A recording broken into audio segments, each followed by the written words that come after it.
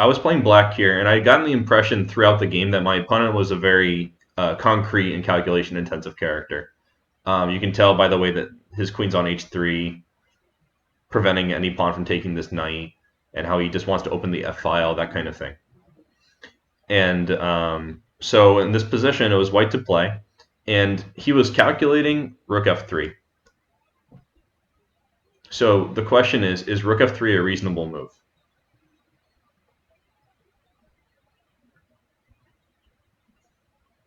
Should we calculate it more? What's going on?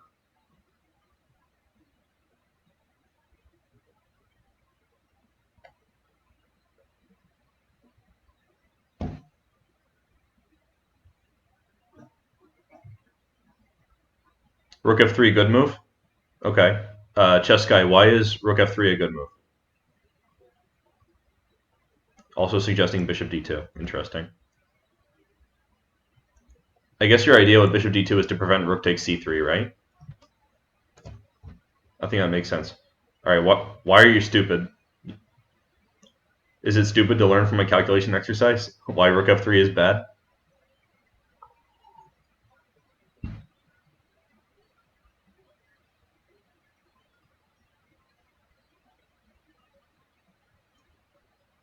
Oh, so you didn't even notice the queen's guarding it. But after rook takes c3, queen takes c3, pawn takes g5, isn't that better for black? All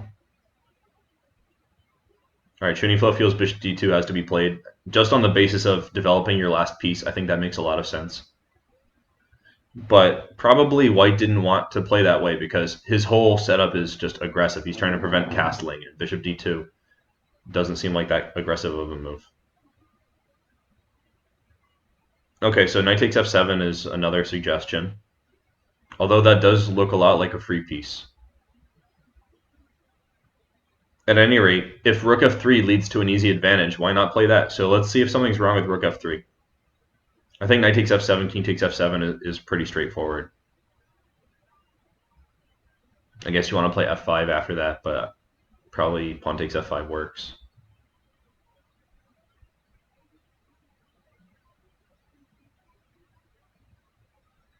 Okay, maybe the rook is tied down, but then what will black play after rook f3?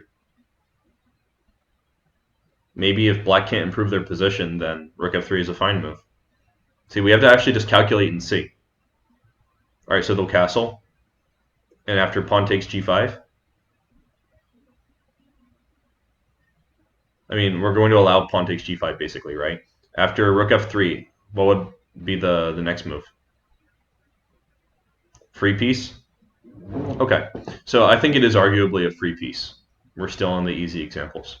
After rook f3, black castled. So I think in this example, my opponent stopped calculating because he had gotten it in his head over the last few moves, starting from like here. He's like, okay, black cannot castle. They will get checkmated if they castle. Black can't castle. Black can't castle. Black still can't castle. Oops, black castled. And so rook on f3 is blocking the knight from retreating. So he played queen h5, and he fought on in a pretty valiant way. But I played bishop e8, very precise. Because after pawn takes g5, there's something more to see. What would white play here? Anyone?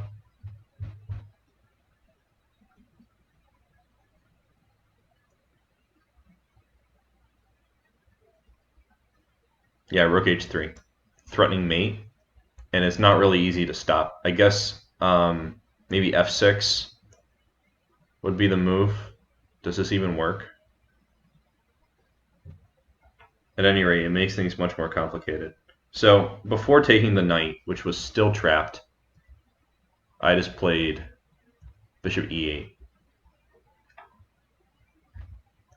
And after rook g3, I played f6, and I decided to take with the f-pawn in order to maximize my development advantage. So that was how that game went. So rook f3 was based on a miscalculation. Well, not a miscalculation, but just a lack of calculation. This is the theme again for this lesson.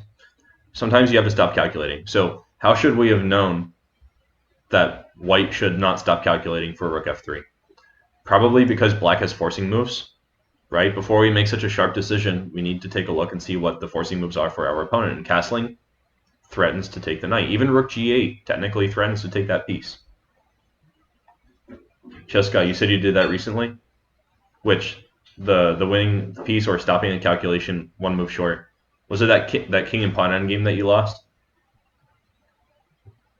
My condolences, by the way.